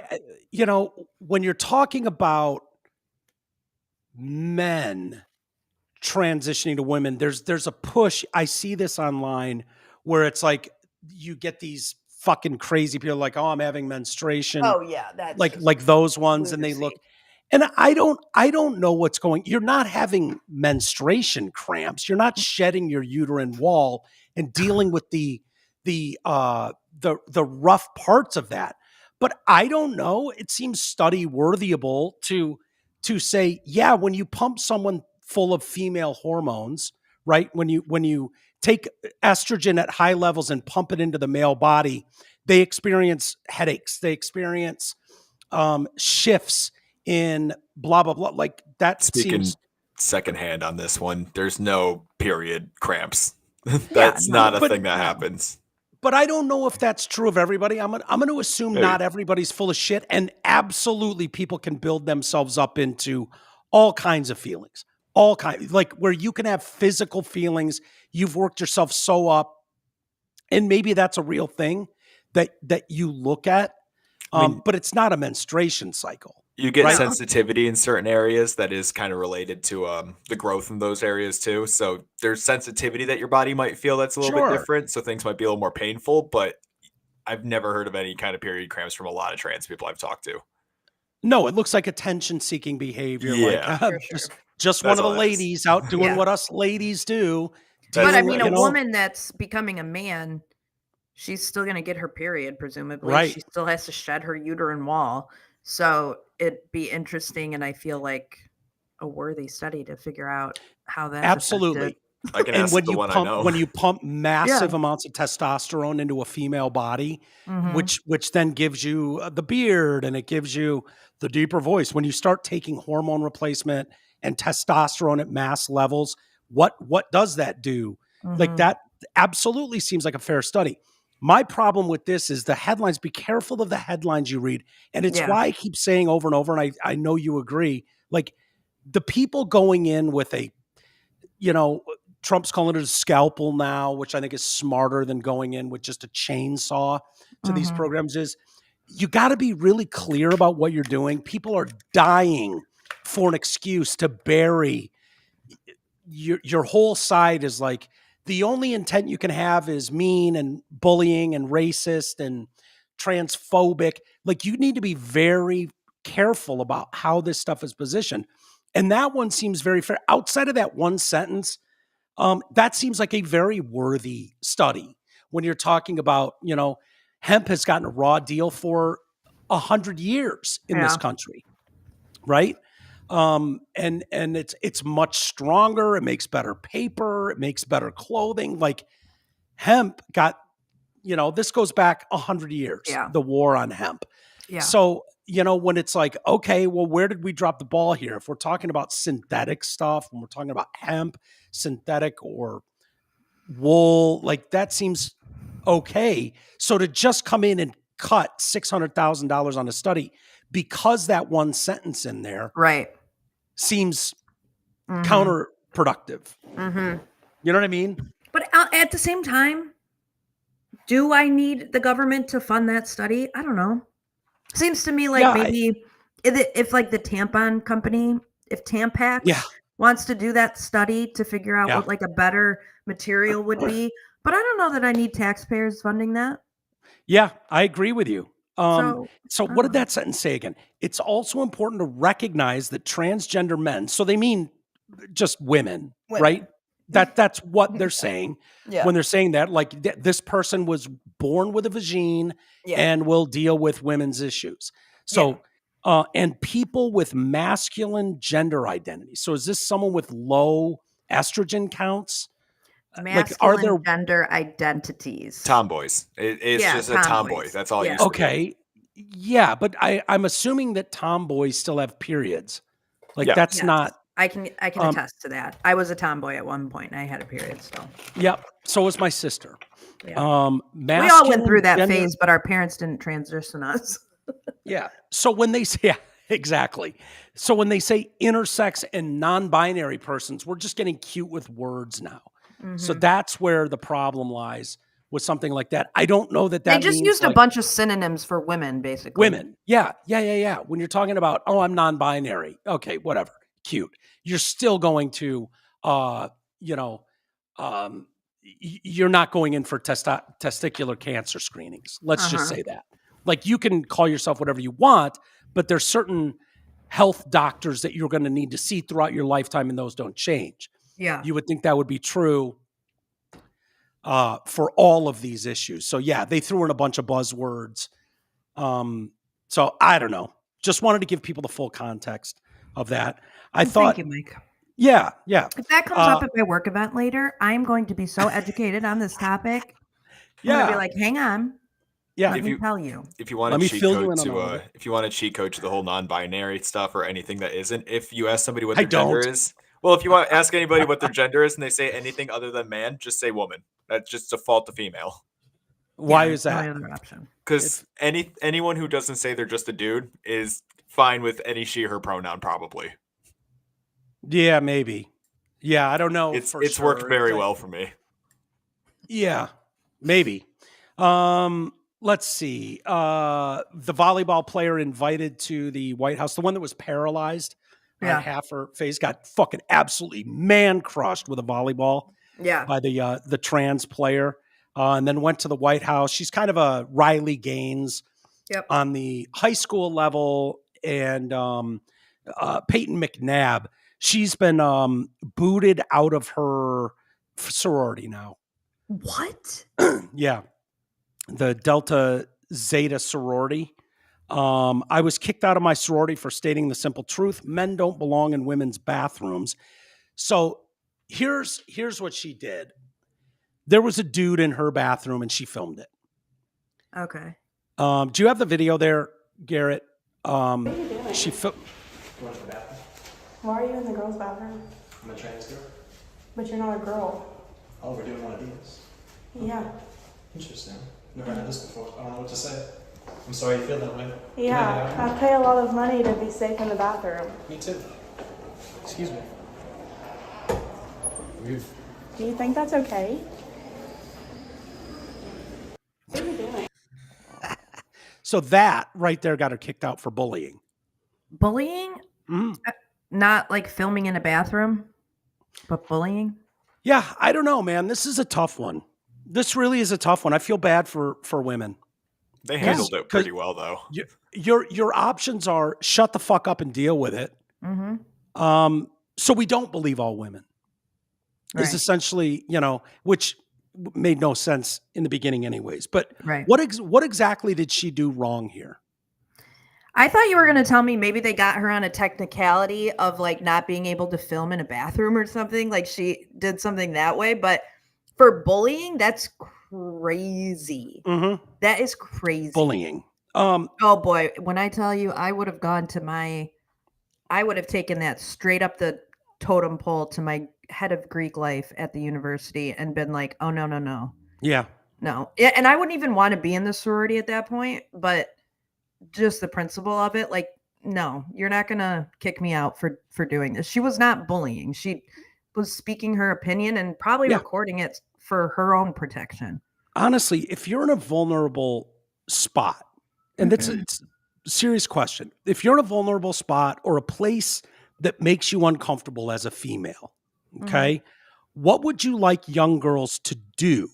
And I would say recording seems like one of the smartest and safest ways, smartest ways to keep yourself safe Yep. is, you didn't always have the option to whip out a phone and go, I don't know what you're up to, dude, but I at least have it on here and it's going to go to the cloud.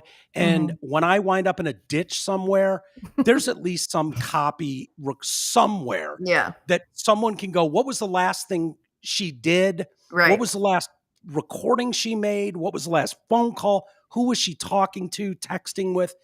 If anybody does the most basic and be like, well, why don't we start there? She was filming a guy in the women's bathroom. Like, I don't know what you would tell a young girl, because I'm in no position to tell a woman when, like the warden, for instance, it's spring break for the kid.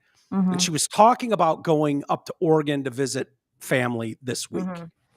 And she was like, yeah, I think I'm going to take my brother on this. And I was like, why? I'm like, you're going from fucking Phoenix to Oregon with your son. Why do you need to take your? She's like, oh, it's not safe for women to drive. And I was like, okay, I'm kind of rolling my eyes. But at the same time, when I thought about it later, I was like, I'm in no position to tell. Like, I've driven cross country by myself a couple of times. I've done it with a dog. I've done me and Cece. I've done here to San Francisco, here to Michigan, back. Like, thought never crossed my mind. Never crossed my. I don't worry about going into a gas station in a remote Texas town. I don't worry about popping into a fucking rest area bathroom ever. Doesn't cross my mind. Not worried about it. Yeah. But I'm in no position to tell a 110-pound girl who's 5'2" that she needs to feel the same way and she's being ridiculous. Yeah. If like I'm in none position. I don't ever feel the need to walk into a space anywhere on earth and whip my camera out. Like, it would have to be a really unique situation for me to go, I better document this. Like, girls, we know, like, claw, scratch, get some DNA under your fingernails. Like, all that kind of stuff exists for women. Like, if I'm going out, motherfucker, they're going to know. Oh, yeah. You know what I mean? Like, oh, yeah. Tiger Lady Claw. Jay and I used to laugh. I have up one. Tiger. Yeah. The warden doesn't leave the place without a fucking knife of some sort with her. Yeah. And the thought never crosses my mind. So I don't know, like, if a girl or woman says that she feels unsafe about something, like, the fact remains, I can go for a run. We talked about it last week. I can go for a run or a walk at 2 a.m. I used to do it. That's when I like to run. I would run through the woods at 1 a.m. Like, chicks feel different about that. You'd be kind of crazy. You can't, I don't ever worry that someone's going to spike my drink at a bar and then take me out of there as under the hero guise. Right. Well, she got a little overserved. Right. Like, no, I don't worry about that. Hopping in a car, driving cross country, going camping alone deep in the woods, I'd be fine with it. A bear would get me, but I'm not worried that some dude is going to come try and sexually assault. Like, it's just, it's not a thing. So I don't know what, like, this girl did. That's bullying to a woman. I think it's bullying to tell her not to do that. Yeah. And it's bullying to tell people that they can't speak up for what they believe in and their truth. Right. It's kind of like when my mom told me, like, why don't you stop posting on Facebook? And I said, why are you trying to silence me? I'm not. No, if my family can't handle my opinions on Facebook, that is not a me problem. That's a them problem. That's not a me problem. The solution to that is not for me to be silenced. The solution to that is for them to be able to handle differing opinions. Right. So the problem is not that this chick felt threatened. And, I hate when people say, well, women are more or straight white men. They always have to throw white. Straight white men are more of a threat to women in bathrooms than trans women are, aka men. And it's like, well, yeah, guess what? I would have my phone out and recording a man in the women's bathroom too, and a trans woman. I would be treating them the exact same because they are the exact same in my eyes. They have a dick.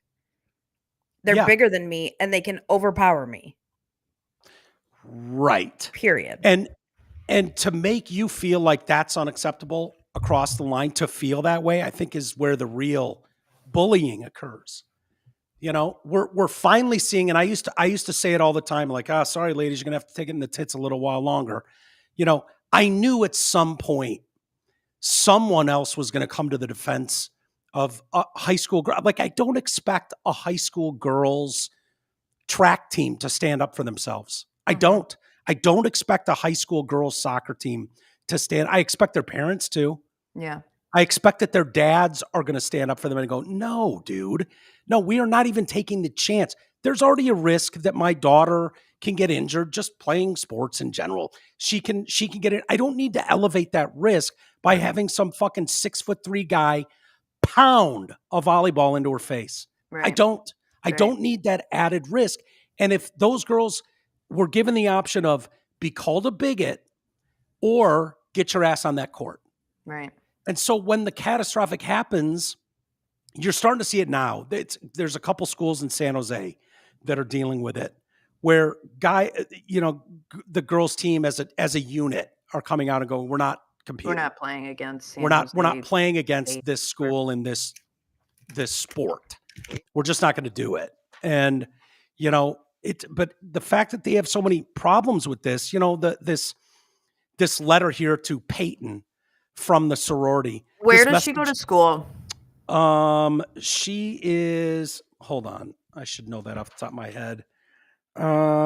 She is a Delta Zeta at Western Carolina University. I got to tell you, I watched the State of the Union and I saw her. Yep. I went to college and I was in a sorority. Mm-hmm. And there are a couple sororities that have reputations. Like, this is the cool sorority. This is the hot chick sorority. These are the hoe bags. These are the fat chicks. Like, I thought you were going to tell me a different sorority than Delta Zeta. She doesn't strike me as a Delta Zeta, especially at a Carolina school.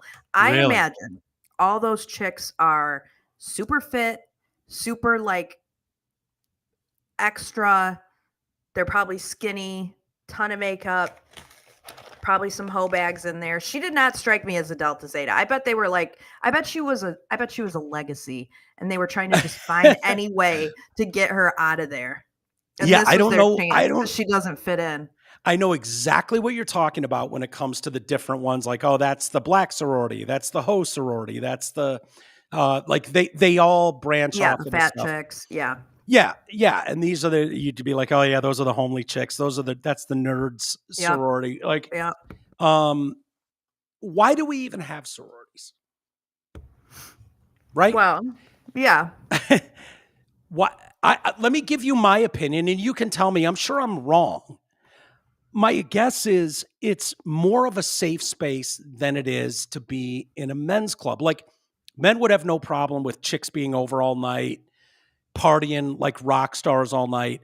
There's no house mom at a men's, right? So the men there's curfews at most sororities. There's house moms. There's no boys allowed hours. Yep. Like you cannot host a party at a sorority house. Right. Which is actually fine. Go make but they seem like fraternity houses shitty. At the end of the day, it seems like part of it, whether it's what it's under the guise of or not, but in part, it's like at the end of the day, it sort of is a safe space for women. Like, we can come here and we have strict rules. We have cutoff hours. No boys in this place after 10. Mm-hmm. No, there's a house mom who does check-ins. Mm-hmm. I don't know if it's changed a lot, but historically, it's like the guys are kind of running wild. They're throwing the parties. they might have a chef there, but there's no one telling them like lights out, guys. Yeah. Like, no, there's a difference between the sexes. And this is like, at the end of the day, we want to make sure these girls are in a spot. We know where they are. Yeah. They're safe. And so much of being in a sorority is honoring the past and honoring the sisters, quote unquote, that have come before you. Gross. And when you think of the sororities, I mean, a lot of them were started in the late 1800s, early 1900s, at a time where, like you said, it was boys clubs and, girls didn't really have that. So these sororities, they were almost like kind of underground. Hey, let's all get together as this group and, boys. And so because of the time, that was the rules back then. And there are certain aspects that you still try to carry forward of that sorority concept. And I think that's where you run into a lot of the no boys, no drinking. We had to wear white for initiation. You can't drink in your pin. You can't drink in your letters. Like there's a whole bunch of rules. And I think it's just kind of honoring the people that came before you and what their rules were of the organization. Throwback kind of history. Yeah. So they nicked her for the, after deliberation of the facts as discussed, we have found you responsible for the following violations: anti-bullying policy, no chapter, installed or uninstalled, student or alumna shall participate in bullying. Bullying activities are defined as any gesture or written, verbal, graphic, or physical act, including electronically transmitted acts, i.e. cyberbullying through the use of the internet, cell phone, computer, wireless, handheld device. You get the point.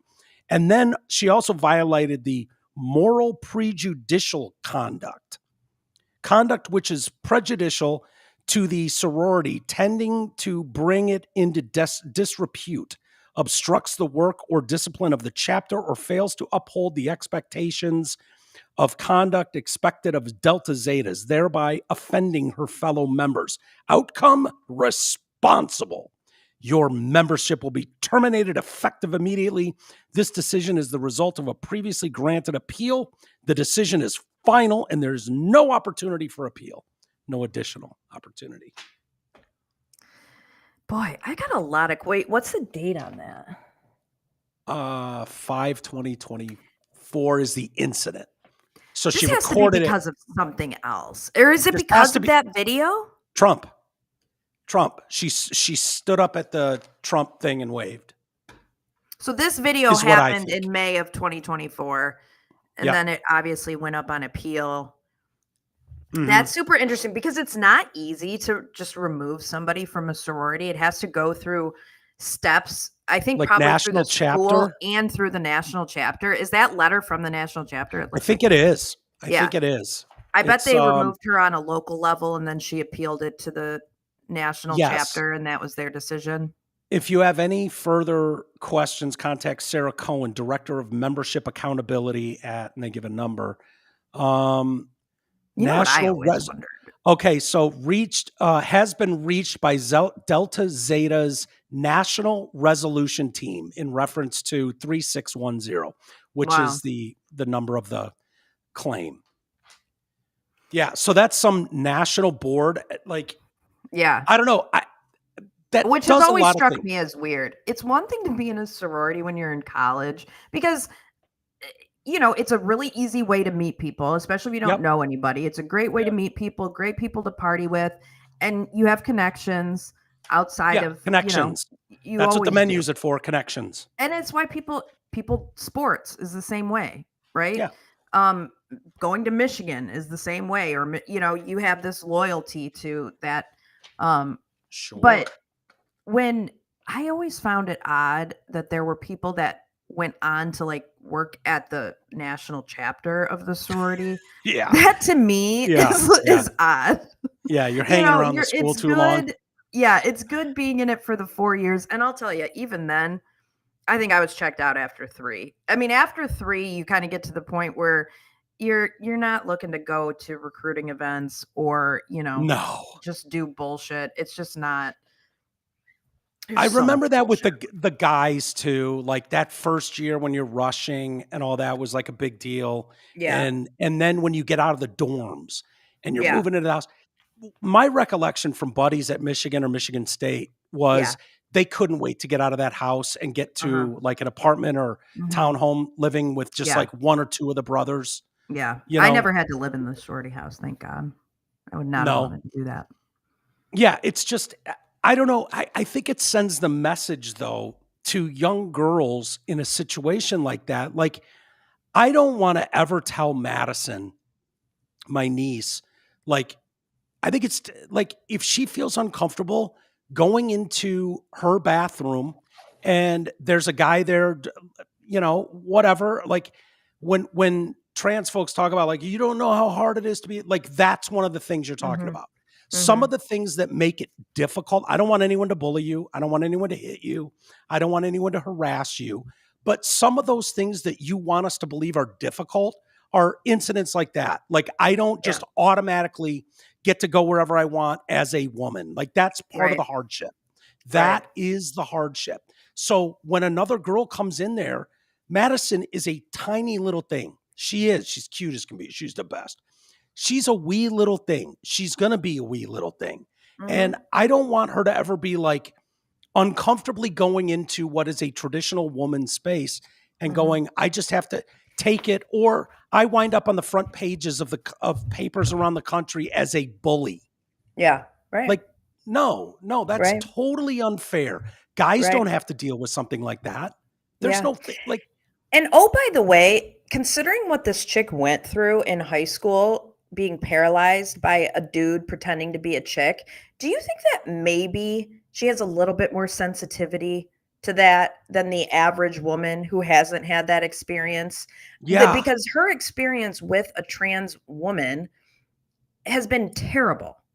yeah, It's been terrible. So it stands to reason she's going to feel uncomfortable around trans women going forward.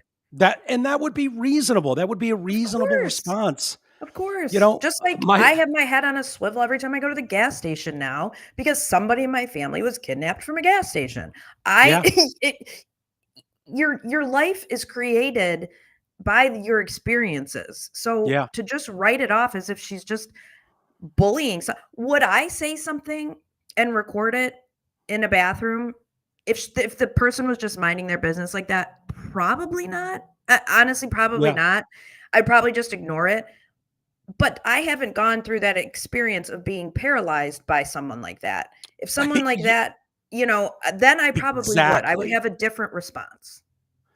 I think I always think of Allie, the guy, and I think he still listens. As a matter of fact, the guy that was the drummer in the band that opened up for Great White at the Great White Station fire, Yep.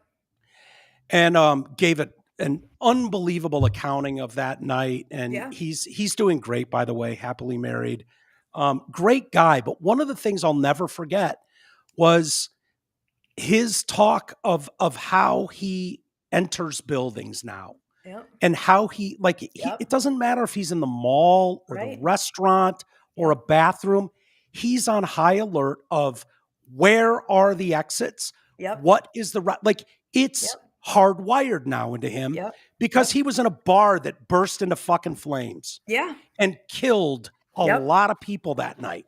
Yeah. Okay. Yeah.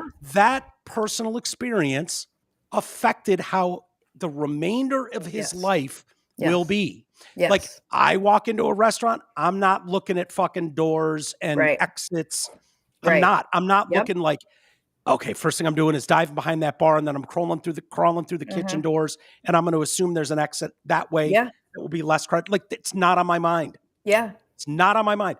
I guarantee you, if you're in a movie theater that someone targets and shoots up, that's how you're going to behave if you ever go to one again. Yeah. Yeah. So someone I mean, my like, mom still to this day, if we don't answer her phone call or call her back within like 10 minutes, she is in full on panic mode and thinks Yeah. we're dead at a hospital somewhere because that happened to my dad. I mean, he yeah, didn't answer the phone and she just went on not thinking anything of it. And she came home and he was dead.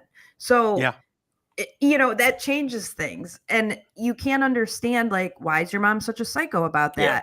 Well, because her husband died and it scarred her for life. And so now Yep. she thinks, and same with me, if I can't get a hold of somebody who I should normally be able to get a hold of, your mind immediately goes there because that happened to you in your life. And it's reasonable to have that reaction. Do you know what happens when you go to a concert or usually a concert where people are getting fucked up? You go to a Kid Rock concert at Pine Knob and the bathroom lines are both a mile long. When you're one of the guys in there and you're saddled up to a urinal, 10 dicks wide, and then there's, you've got, I know, shut up, Garrett. Of course, Garrett finds it hot. You've got the trough in some, which is always uncomfortable, and then you've got shitter stalls, and then you've got, you inevitably get the cute drunk girl or girls that come in because the line is 10 miles long and there's lines too long. The guys go nuts. Hey! Yeah. They get out of the way. Hey, fuckface, get out of her way. Let her in. That's the way it's perceived with guys. They don't care. There's no threat. There's no fucking threat at all. Right. The idea of a threat doesn't exist. It's hilarious. Right. Oh my God. Yeah. Look at this hot chick in our world. Right. And that's a woman choosing to put herself in that situation, by the way. Right. She's choosing to, you might say, oh, well, she doesn't feel uncomfortable about that. Why would she feel uncomfortable if they came into hers? Well, because she's choosing to go into that situation. If I'm going to a woman's bathroom, I don't expect to see men. I just don't. Sorry. I don't know. I don't have a lot of experience. I can't imagine like seeing, oh God, that line for the men's bathroom at Pine Knob is 50 deep and the one for the women's is 3 people deep. I'm going to go hop into the women's. Like, I don't think you're going to be met with the kind of jeers and cheers you are in the men's. Right. Like every guy who's gone to a number of concerts and sporting events knows, like, when a hot chick fucking comes drunk plowing into the bathroom and the guys cheer and they go nuts. My guess is the reaction is not that in the women's bathroom. No. That inherently we're texting it's our like, friend that's in the stall next to us going, why the fuck is there a guy in here right now? Yeah, what is he doing in here? What is going on? Yeah, it's I don't know. We're not going to solve this problem, but my fear is that you drive girls who are absolutely entitled to feel safe wherever they feel safe. And if they feel unsafe somewhere, that's their fucking call. Period. That's their call. Right. And I think we're in a much better place if it's like, hey, man, I'm not going to tell that girl that she's not entitled to feel that way or go to a national level and shame her and boot her out of, right. The spot she should feel safe. I don't know. I think a girl like that's had enough shit thrown at her, dealt with enough shit is what it is. I know you got to get to your meeting, Ames, so I'll wrap it up. Cliff Cook commented on the show we were doing, the members show. Mm-hmm. The hips on bears and the bushy tails on squirrels. Classic. Yeah. Yeah. Oh, yeah. Yeah, we were talking. I can't remember what video we were talking about. Also want to welcome Paul Gottlieb in. Just became a member. Hello, Paul. Hello, Mr. Thank Gottlieb. you for being here. Yeah, that's awesome. Welcome. Hello, Garrett. Oh, I like that mug. Those are my favorite types of mugs. Those are good. Wow. Those are nice, solid mugs. I love those. Speaking of squirrels with bushy tails, they suck out here, dude. They don't have bushy tails. Yeah. Well, those are rats. No. Those are rats. Yeah, they're rats, dude. They have these wispy fucking fur tails. It's just like, ooh, gross. They're little. Yeah, but California and Arizona, they got these shitty squirrels. Michigan's got awesome squirrels. Yeah, our squirrels are awesome. I was thinking about it, though, and I, kind of went down the rabbit hole of where do hamsters come from, and I thought that they were just... Russia. Yes. Yeah. I was mind blown by this. Yeah, they're country crashers. Like, I thought it was, how, they make a pug, for example. Like, a pug does not exist in the wild. So they made it genetically. And I kind of thought that's what hamsters were. Like, they took a squirrel and, a ferret, and they mated it, and it became a hamster. But they are actually in the wild overseas, which is, so it's just, it hopped on the... Do you know the reason behind pugs, though? No, don't tell me because I have a puggle and I don't want to hear it. No, it's all right. It's okay. Pugs were bred specifically to be shorter and fatter so they could fit in the sleeves of emperors in China to keep them warm. Oh, that's cute. Yeah. They were sleeve animals. Well, I could take one look at them and know God didn't create them. No. Like No. I know that right away. But they're the cute stuff. They're little gays. Yeah. They're good. I do like them. Don't get me wrong. But I think it would trip me out if I saw a hamster in the wild. I'm not gonna lie. It would trip me out. If you saw a hamster in the wild, you'd think he was like, "What are you doing out of your cage, friend?" Yeah. Wait until you realize there's also species of hamsters that live in the deserts. Keep your eyes Like open. Saharas and stuff. Yeah, ground squirrels or whatever, and hamsters. Yep. I noticed the ones in Michigan seem healthy, fluffy. Oh, you want to pet them. Out here, Yeah. they look like big giant rats. Yeah. Shitty tails. They're gray. They're just gross.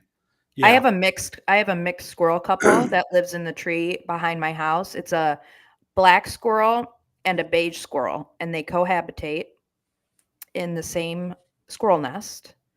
And I can only imagine that they're going to have like gray babies. Yeah, probably. Yeah. That's cool. Yeah, nice interracial squirrel couple. I never saw like black squirrels growing up. Didn't know they existed. Yeah. Didn't know, like, I don't know if they were around when you were Those are kids. fairly new. Or otherwise, they Yeah. just weren't in the Walled Lake area because I did not see them growing up. I see them now, and I never. don't understand where they came from. I remember. No, Livonia, Farmington Hills, never saw one in my No. life. First one I ever saw was Franklin. Derek goes, well, there goes the neighborhood. No, I remember As soon as we Marina. saw one on the front lawn. Marina came up here first week. She saw a black squirrel and said, "What the hell is that?" I'm like, "Oh, that's a squigga." Just what we call them up here. All right. Constructive criticism. Sup, fags? Uh-oh. Hey, I just wanted to mention, since Amy's been on recently, and it could just be that I have my earbuds very loud because I work in a shop, but when she begins speaking, it comes through my earbuds shrill and rings my ears. I don't know if it's an issue that can be solved with your board. I'm not no, that's half the problem. I don't have a board here. Yeah, Mike I does can have a usually board. just woman voice. I can tweak fucking gains and all that shit. If I'm using my board, I can do that. No, I don't think that's what it is, but I don't have hands-on access at this point, Jeff. It seems like it's more when she first talks, then seems to level out a bit. Unless she actually gets fired up, then it stays high. I don't know if anyone else has this trouble, but I had to stop listening to one episode a week ago. It was that bad. It's probably that one. I don't know when he might have sent this a few days ago. Yeah. It's probably that one episode where I said something. Yeah. And I think we tweaked it. It could be because I haven't noticed it. I noticed it that one episode. Yeah.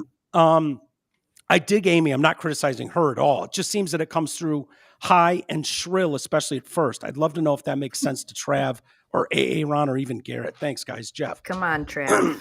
Yeah, it's eventually I'm going to get Trav over to Amy's house to try and set some of that stuff up, get everything dialed in. Yep. It is what it is. There's a difference between headphone volume and gain and all that kind of stuff. It kind of gets in the weeds. I think it sounded good as of late. Yeah. Garrett sometimes does that too. Yep.